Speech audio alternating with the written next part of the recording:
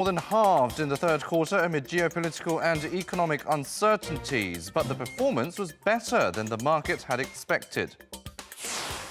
After a month in office, Justice Minister Cho Kuk unveils plans to reform Korea's prosecution. We tell you what you need to know about the plan, which centers mostly on curbing the prosecution's power and prioritizing human rights. And only a day to go until Korea celebrates the creation of its alphabet Hangeul. Koreans won't be the only ones to commemorate Hangeul Day. A small tribe in Indonesia, which also uses the writing system, will join the celebrations. NEWSCENTER begins now.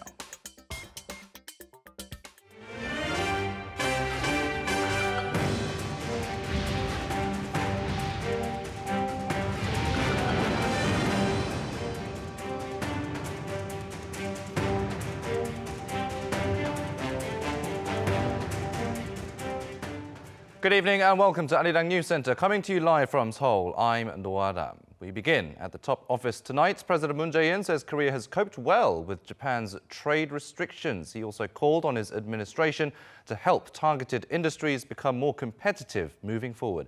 Our senior political correspondent Shin Se-min starts us off. President Moon Jae-in praised his administration for its handling of Japan's trade restrictions against South Korea, which have been in effect for almost 100 days. Speaking during a weekly cabinet meeting, the president said swift countermeasures by the country and businesses, coupled with the Korean people's united response, meant the country was able to make progress despite such sudden trade curbs. And the president also said these difficulties could prove to be an opportunity. 도전을 기회로 만들어 우리 산업 구조를 근본적으로 바꾸는 전환점이 된다면 우리 경제의 체질과 경쟁력을 강화하는 데 큰 도움이 될 것입니다. Moving forward, President Moon on Tuesday added that both the government and the parliament should up their communication to get a special bill passed aimed at helping local industries associated with materials and parts gain a competitive edge. He also called on the cabinet to do its best to upgrade the competitiveness of the targeted industries with the upcoming launch of a government-led committee focused on the materials and equipment industries.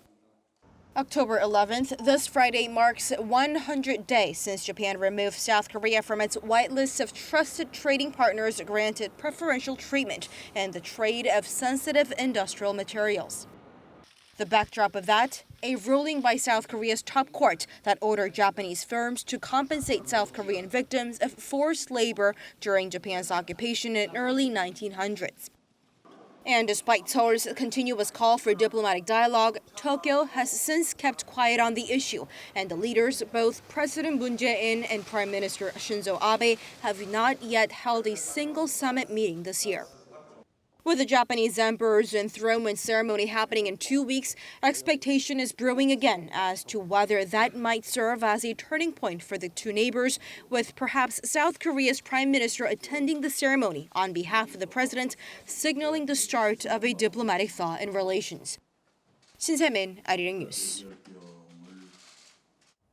The local economy was the focus of today's parliamentary audit, and rival parties engaged in a heated debate over the possibility of deflation. Choi Jung-yoon has more.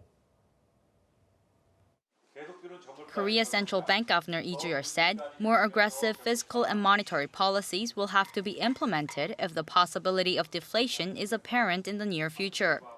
This was his answer to lawmakers' questions during the annual parliamentary audit of the National Assembly's Strategy and Finance Committee about the possibility of monetary easing going as low as 0% territory. But Lee emphasized that deflation is unlikely to happen at the moment. He added that interest rates cannot be lowered infinitively, so determining the lowest point rates can be dropped should be a priority.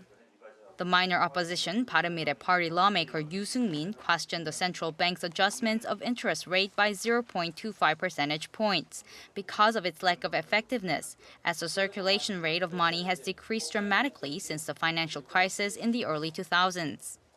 The central bank governor embraced the criticism, saying that the ripple mechanism of monetary policies is not the same as in the past, and so its effect is limited. He also said that due to slowing growth of global economy and slow recovery in the semiconductor sector, domestic groups has become even more unpredictable. While the U.S. is maintaining a good growth trend, other advanced economies and emerging economies such as China are suffering from weak exports and investment due to weak global trade. Korea's economic slowdown will continue for a while, but its degree will be influenced by the outcome of U.S.-China trade negotiations. Meanwhile, during the parliamentary audit of the Trade, Industry, Energy, SMEs and Startups Committee, SME Minister Park Young-sun said smart factories implemented to strengthen competency in the manufacturing industry have increased productivity by 30% and employment by an average of 3 people per factory. Choi Jung-yoon, Arirang News. Samsung Electronics has revealed its preliminary earnings for the third quarter, and they were down by more than half, despite various geopolitical and economic factors weighing on the tech giants, such as Japan's export curbs against Korea and the US-China trade war. The performance was better than the market expected. Yoon Jung-min has the details. Samsung Electronics saw its operating profits rise on quarter in the third quarter, but its profits were down sharply from the same period last year. According to its preliminary earnings report released on Tuesday, Samsung Electronics recorded operating profits of some $6.4 billion in the July to September period, up 17% on quarter. Sales amounted to some $52 billion, up 10% on quarter. On year, operating profits were down 56%, while sales were down 5%, mainly on lower memory chip prices. However, during the same period last year, Samsung Electronics posted some of its largest ever profits and sales. Analysts also say the company's performance was better than expected, especially taking into account the global uncertainties such as the US-China trade conflict. The handset sales of Galaxy 10 and also foldables are actually it's doing all much better than expected. Also, the OLED market-wise, the Apple's 11 sales are better than expected. So therefore, the OLED divisions are doing better than expected as well. On Monday, Samsung's domestic rival LG Electronics posted operating profits of some $653 million in the third quarter, up more than 4% on year. Its sales were also up nearly 2% on year to $13 billion.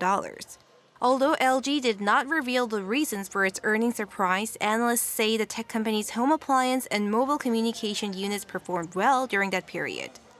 Samsung and LG are due to release their finalized figures later this month, giving details of their performances by sector. Yoon Jung-min, Arirang News. South Korean lawmakers addressed important national security-related matters in their audit of the government today. The Joint Chiefs of Staff announced an upcoming meeting with the US and potential measures involving China and Russia. Kim Ji-yeon with the details. The South Korean and U.S. Joint Chiefs of Staff will be holding their annual security talks in Seoul on November 14th. In his report to the parliamentary audit held Tuesday, South Korea's Joint Chiefs said that in the military committee meeting, Chairman General Park Han-gi and his U.S. counterpart General Mark Milley will jointly assess the security situation on the Korean Peninsula and in Northeast Asia. Also, the two sides will discuss the status of the conditions-based transfer of wartime operational control from Washington to Seoul and plans for the actual transfer. Meanwhile, the Joint Chiefs says South Korea and Russia are pushing to set up a military hotline between their air forces to prevent accidental entry into each other's air defense identification zones. The two countries have scheduled a joint defense committee meeting for October 22nd to discuss the signing of a memorandum of understanding on creating the hotline. During the audit, Park clarified that while the U.S. is South Korea's ally, South Korea and Japan are not allies. On the government's decision in August to not renew a military intel sharing pact with Japan, Park said the military's view is identical, that it will serve as a chance for Japan to realize it needs the pact more than ever.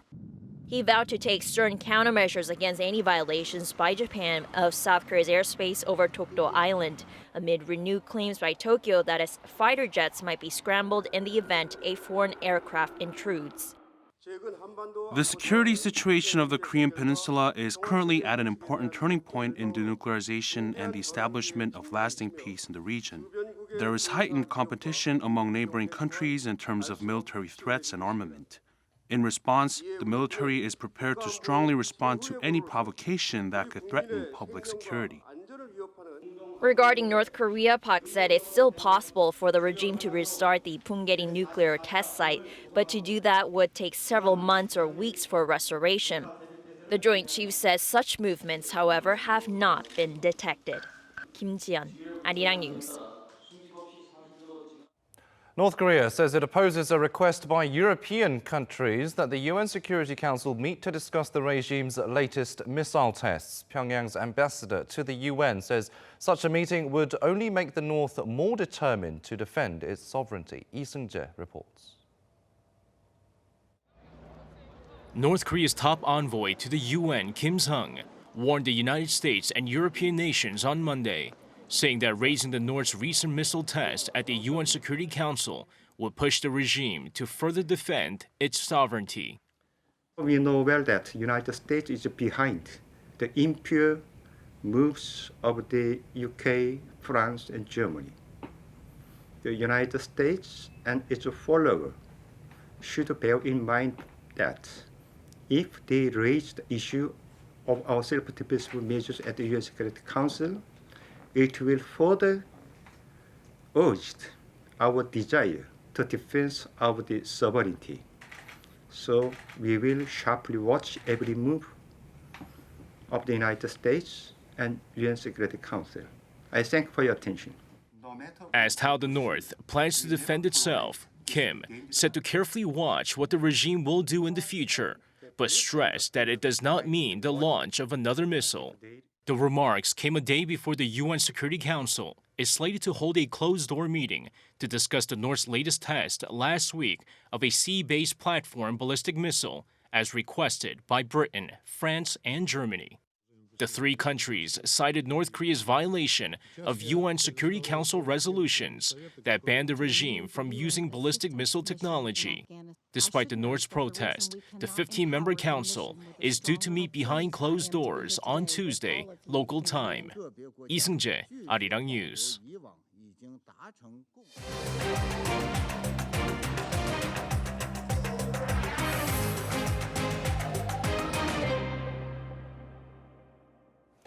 Justice Minister Cho Kuk has unveiled plans to reform the nation's prosecution after about a month in office. The announcement comes after weeks of street rallies calling for a change to Korea's judicial system. Kim Mo-kyun with the details.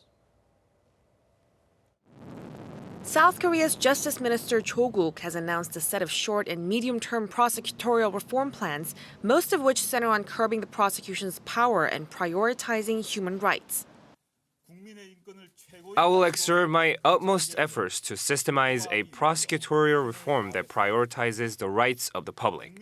I will correct the wrong investigative customs of the prosecution so that it respects the rights of the people and exercises self-control.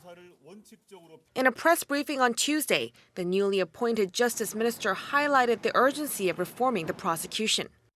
Under the immediate measures, prosecutors will only be able to use investigative vehicles for work purposes. The measures also create a special committee to check the legitimacy of prosecutors being transferred to other government organizations. In October, the ministry will push to abolish the special investigative units of the prosecution offices around the nation, which mostly focused on high-profile corruption, leaving only 3 major offices with such units. As part of efforts to protect the human rights of those being questioned, the ministry will ban long and late-night questioning sessions and minimize the summoning of suspects and witnesses. The Justice Ministry will also more closely monitor the prosecution and its administrative affairs.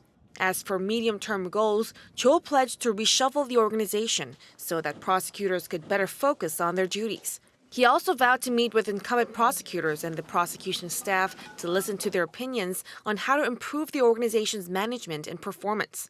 The latest announcement marks the first time Cho unveiled his vision for change to the public since he took office last month.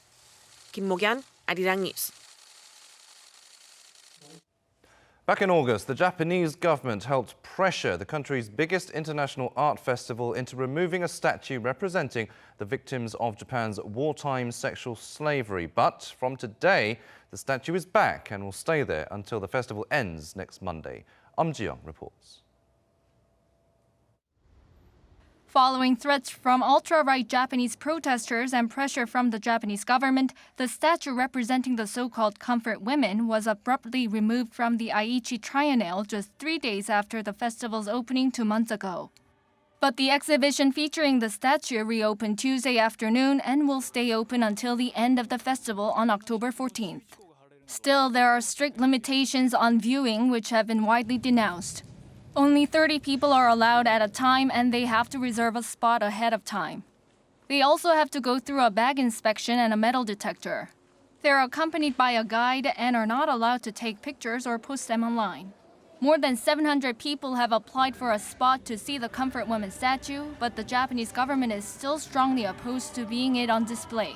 According to Kyodo News, the mayor of Nagoya, the city hosting the festival, said Tuesday morning after visiting that its display is violence to hijack public opinion in the name of freedom of expression.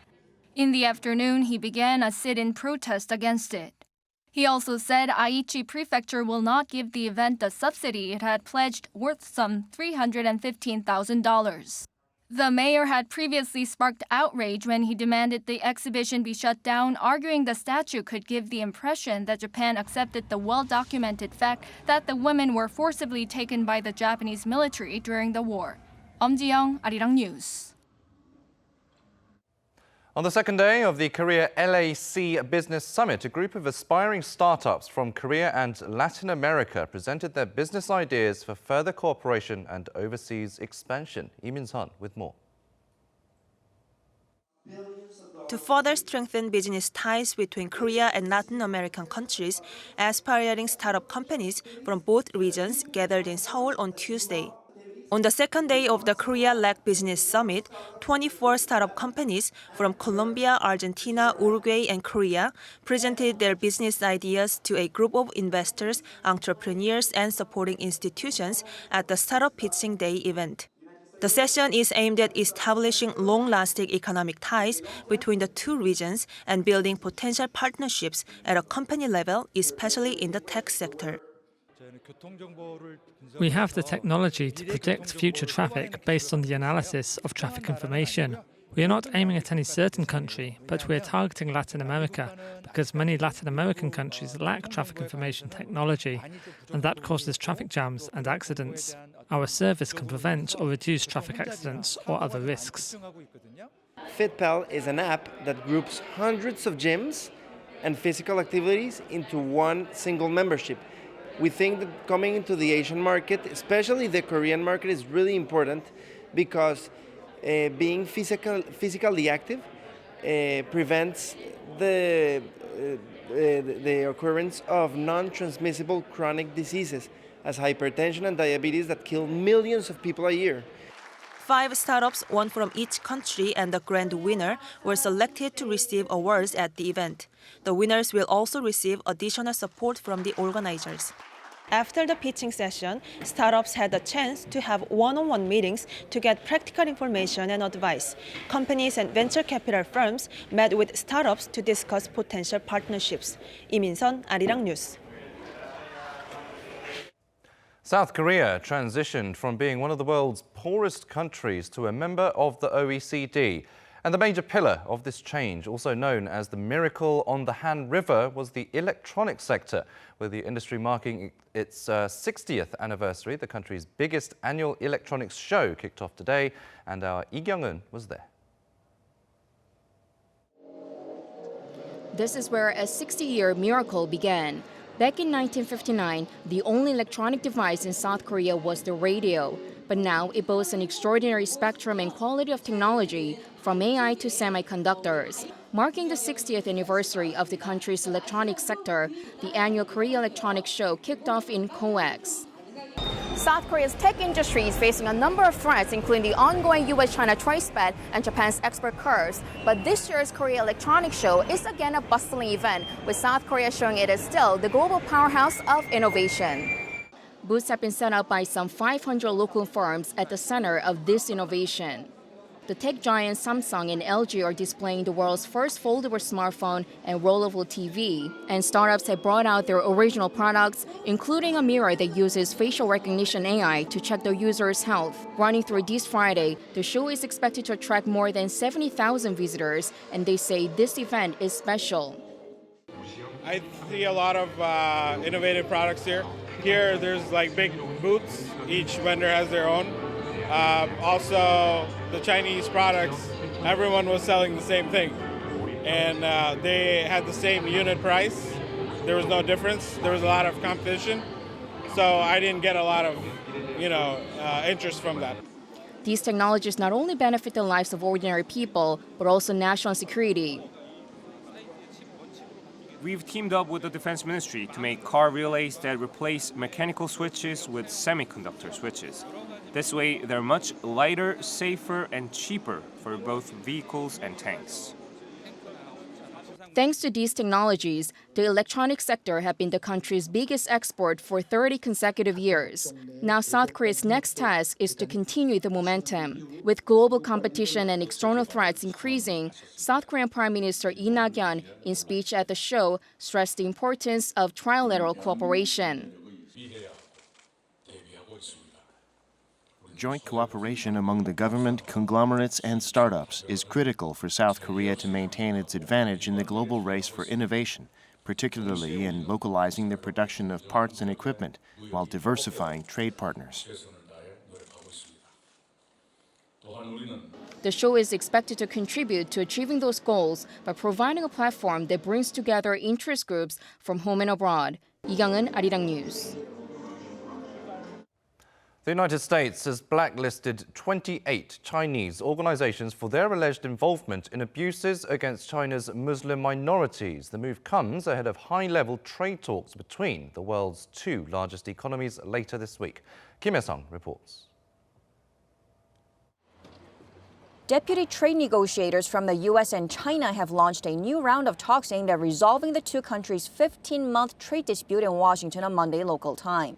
The White House also officially confirmed that high-level talks involving Chinese Vice Premier Liu He, U.S. Trade Representative Robert Lighthizer, and U.S. Treasury Secretary Steven Mnuchin would resume Thursday. The White House says topics will include China's forced technology transfer, intellectual property rights, agriculture, and enforcement. Now they're coming to see us on Thursday and Friday. We think there's a chance that we could do something very substantial. But on the same day, the U.S. Commerce Department blacklisted 28 Chinese government agencies and companies over Beijing's human rights violations against Uyghur Muslims and other Muslim ethnic minorities. These include the Xinjiang region's Public Security Bureau and Chinese video surveillance company Zhejiang Dahua Technology. The so-called entity list bans companies or entities from buying parts and components from U.S. companies without U.S. government approval. Currently, Huawei Technology is also on the entity list. Now that the U.S. has already imposed a huge amount of tariffs on Chinese goods and is getting opposition from its own industries, Trump is imposing sanctions on Chinese firms as a tactic to pressure Beijing and get compromises. But a big deal would be unlikely unless China agrees on issues like how to tighten enforcement of its IP and forced technology transfer laws. Over the past year, the world's two largest economies have imposed tariffs on billions of dollars of each other's goods. President Trump had said U.S. tariffs on $250 billion of Chinese goods will go up from 25% to 30% on October 15th if there's no progress made in the high-level talks. Kim Hye-sung, Arirang News. South Korea is one of the few countries in the world that celebrate their own writing system, but Koreans won't be the only ones to commemorate the national holiday Hangeul Day tomorrow. They'll be joined by a tribe in Indonesia who also uses Hangeul. Kim Jae-hee has this story. The Korean language, Hangeul, was created by King Sejong the Great in the 15th century. The main reason behind King Sejong's masterpiece was his desire to improve the lives of his people. Hundreds of years later, Hangeul continues to serve its original purpose, only this time, the beneficiaries are not on the Korean peninsula, but on a remote corner of Indonesia. Some 70,000 people of the Xiejia tribe in Baobao City, located on Puton Island in southeast Sulawesi of Indonesia, adopted the Korean alphabet in 2009 to complement its spoken-only language. A high-ranking official at the Indonesian embassy in Korea says the Xiejia tribe may have chosen to use Hangul instead of English letters due to the similarities between the two languages. Almost all traditional Indonesian language is threatened to extinction. And mostly why? Because they are a spoken language. And that's when they started to find a way to keep their language alive. It seems that the sound of the spoken Jia language is similar to those of Korean. Tong Dog-young, the first Korean teacher to be dispatched to the city, has been working with students in Indonesia for the past 10 years. I feel most satisfied when children that I've taught come back after days of practice, fully capable of reading and speaking Hangul. It's like seeing a baby take their first steps. Chung also created the Korea-Xiejia Cultural Exchange Association in 2014. The head of the association, Kim Han-lan, says she hopes the Xiejia tribe can be acquainted with a better life through Hangul. It's not just about teaching letters. We wish to provide a foundation for a new, better life for the Jia people and allow them to get to know Korea better as well as promote bilateral cultural exchanges. King Sejong invented Hangul to help improve the lives of ordinary people. And in line with that, members of the Xiejia tribe are continuing their study of Hangul to fully preserve their culture, values, and traditions through written letters. Kim Jae-hee, Arirang News. Typhoon Hanabis is growing to monstrous proportions in the Western Pacific Ocean, reaching a super typhoon status on Monday. Korean weather authorities say that as of 10 a.m. today, Hanabis was moving northwest towards Okinawa, Japan. It is projected to turn northeast on Saturday and approach Tokyo by Sunday morning with a wind speed of 126 kilometers per hour. With the projected route, South Korea may be indirectly impacted, seeing showers or high waves along the eastern coast. However, the government is keeping an eye on the storm as it gains strength, as it could still shift course.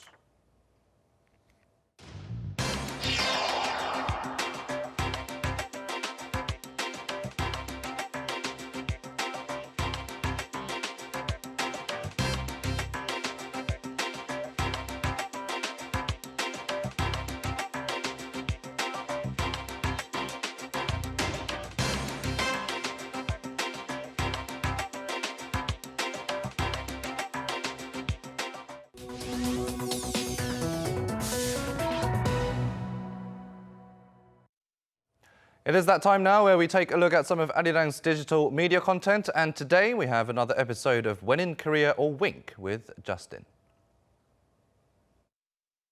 Hello everybody and welcome back to Wink When in Korea. In today's episode, we'll be learning how to communicate very easily through even single letters through text with Koreans. And we're joined here by Tami. Hi everyone, my name is Tami.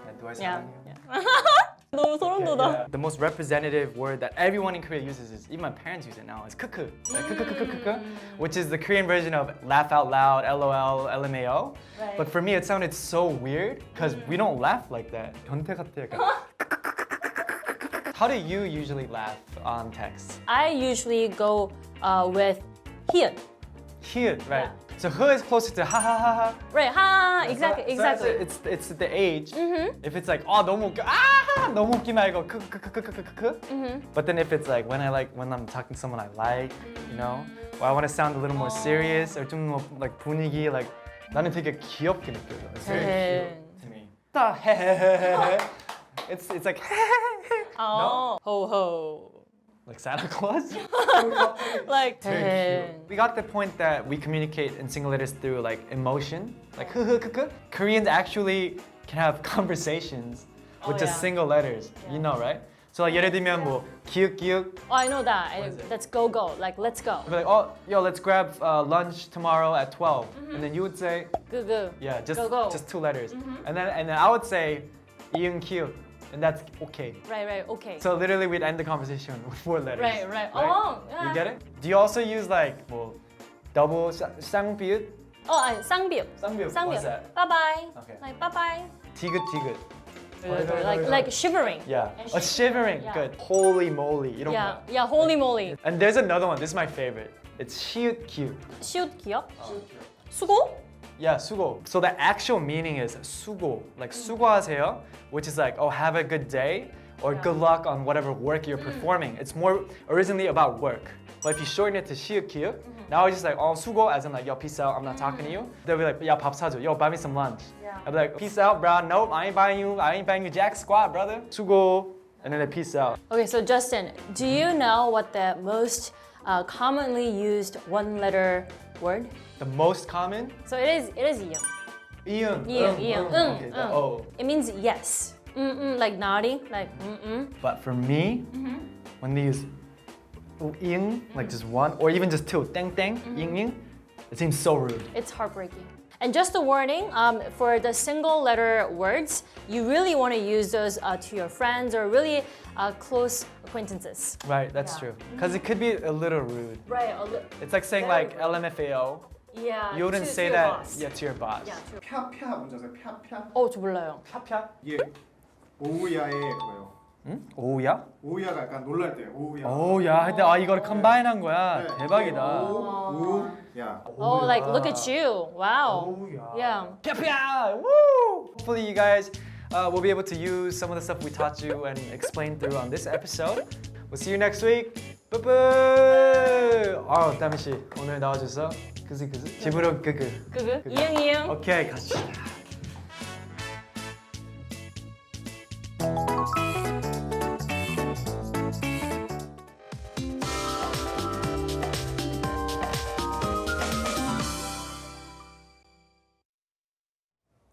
Temperatures are dropping drastically, and some regions are even expected to see the mercury fall to sub-zero levels tomorrow. For more details, let's turn to our Michelle Park at the Weather Center. Michelle.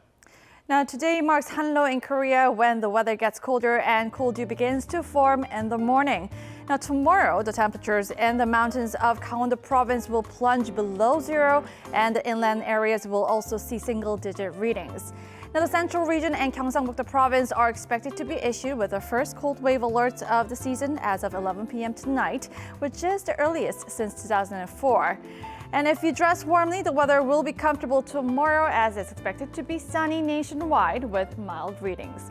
Now, taking a look at our readings in detail, Seoul will kick off the morning at 8 degrees Celsius, and while Chuncheon begins at 4, Gyeongju at 6 degrees. By noon tomorrow, the mercury will have seen a 10 degrees increase, Seoul reaching up to 20 degrees, Busan hits up to 23, Jeju to 21 degrees. And the cold morning lows are expected to rise back up into the teens from Thursday, but as of next week, the temperatures are expected to plunge once more. Now we'll leave you with the weather conditions around the world.